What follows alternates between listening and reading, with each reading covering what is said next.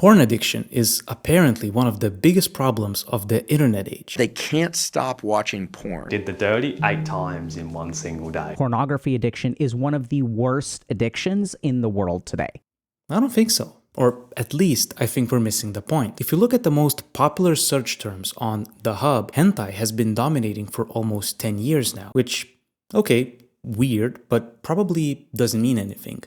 Until we break down the elements of hentai. Hyper-exaggerated body parts, fantastical creatures, humans with animal parts, futanari, and, of course, this is just ancient mythology on steroids. And it's not just hentai, it's good old regular porn too. Maybe I've been reading too much mythological interpretation or watching too much porn, but the similarities between the two are staggering, and trust me, once you see it, you will not be able to unsee it anymore. It was only when I saw adult content from this peculiar angle that I understood really what's happening behind the scenes of this addiction. I'm here to say that mythology is alive and affects us more than we think. To make it even harder for myself, I won't even talk about hentai.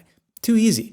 Rather, I will tackle the most infamous, oldest, vanilla adult content trope out there and its 3,000-year-old mythological origin, and what it all says about the addictive ritual you do when you watch it. Before we begin, as you can imagine, I will have to do my best to navigate around the terms associated with this topic to not get censored by YouTube, so bear with me when I formulate things in PG baby talk terms. Most of you are familiar with the infamous subgenre of the stepmother, though I hope we all understand step is only there for legality. For our purposes, we can also include the figures of the stepsister and MILF in general. This setup is obviously an Oedipal mommy issue galore, right?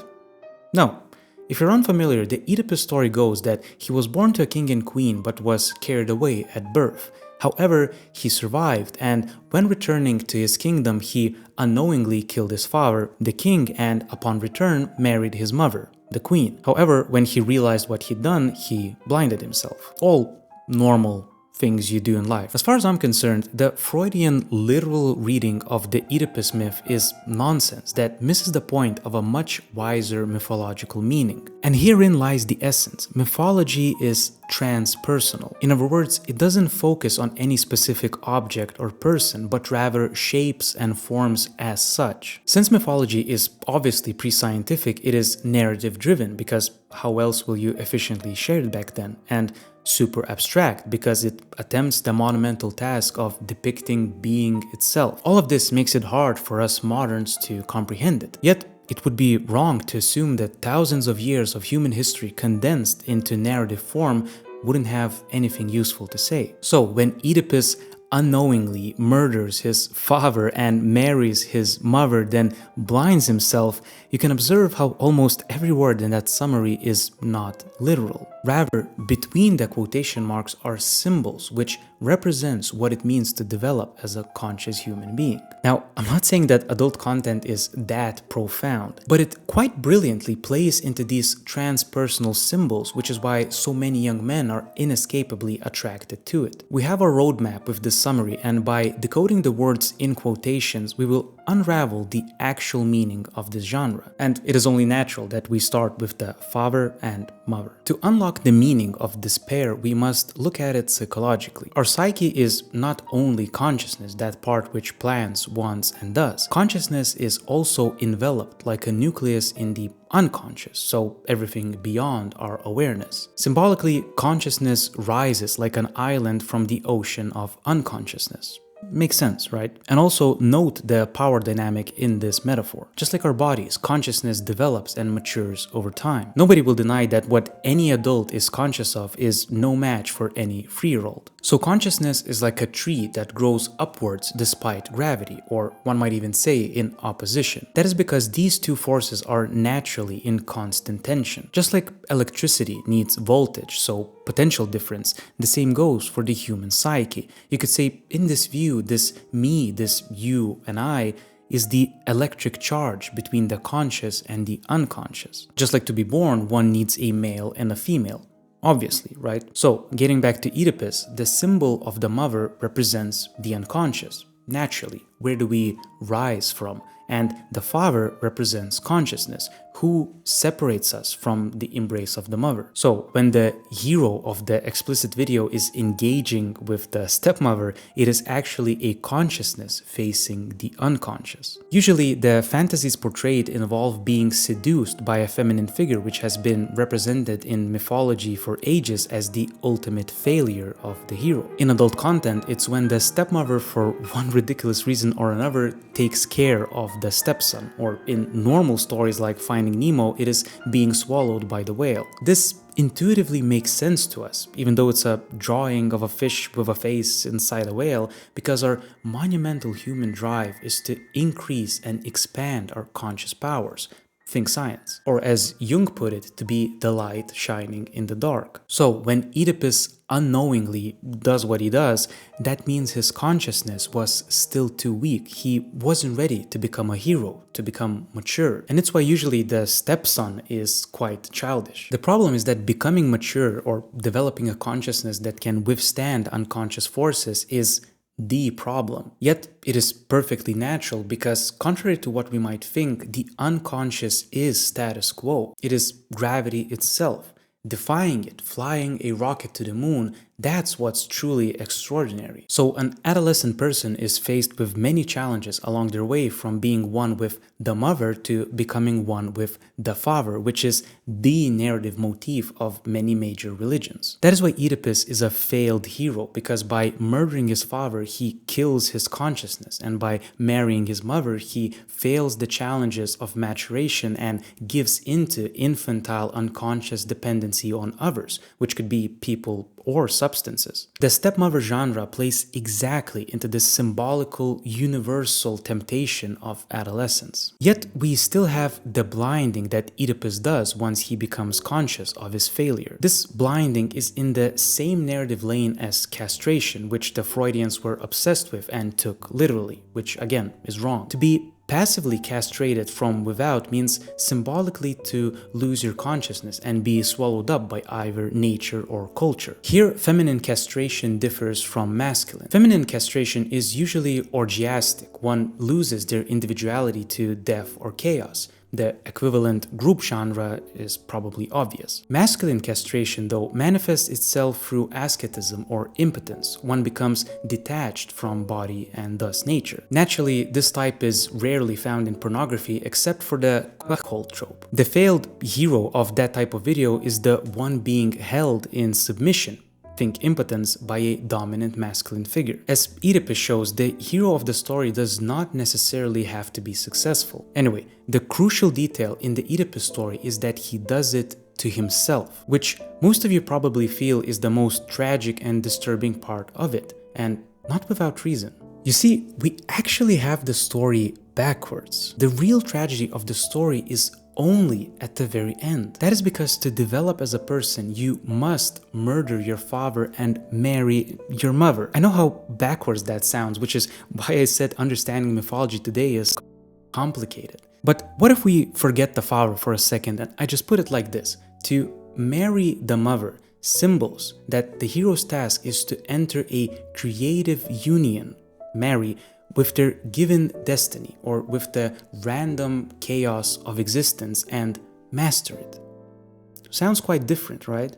And while we're at it, to defeat the father symbols to not become a slave to conformity and to the mass, but become a true individual. And again, in adult content, that is what's being portrayed when the stepson takes the stepmother from the father. The key is that Oedipus was active in doing so. The interpretation we'd had before would be right only if he was passive, so murdered by and married by. Oedipus is a failed hero because he unknowingly did the journey, which is funnily represented in adult content when the women switched unbeknown to the guy. Anyway, once Oedipus realized what he'd done, he was so shocked that he willingly sacrificed his consciousness, his eyes, and regress to infantility. This is the symbolical meaning behind the infamous warning to not touch yourself or you will go blind. It warns us to not fall prey to our unconscious desires, but of course, when taken literally, loses all its meaning. The connection is there because the body is naturally associated with the unconscious. It is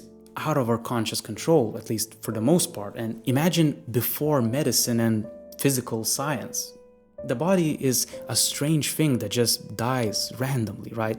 You get it. Anyway, pornography is much more obsessed with the passive regression into oblivion of individuality, hence the inescapable objectification of the actors. Again, since adult content is so close to mythology, just like with its characters, the actors are also playing a transpersonal role. They're not there to be human, relatable characters of a novel, let's say, but rather the vessels, bodies that hold these archetypal ideas just like dragons, whales, or giants do. They're there to embody the categories. And needless to say, this can get out of hand just as the rituals of ancient tribes did, which today we find so impersonal and atrociously grotesque with our increasing individuality. So now that we get the story of Oedipus and have a framework for mythological symbols, it might seem that indeed adult content is pretty grim and infantile obsessed, which a lot of it is, but we know already that a lot depends on whether the hero in the video is active or passive. By understanding this dynamic, we will now fully unravel the meaning of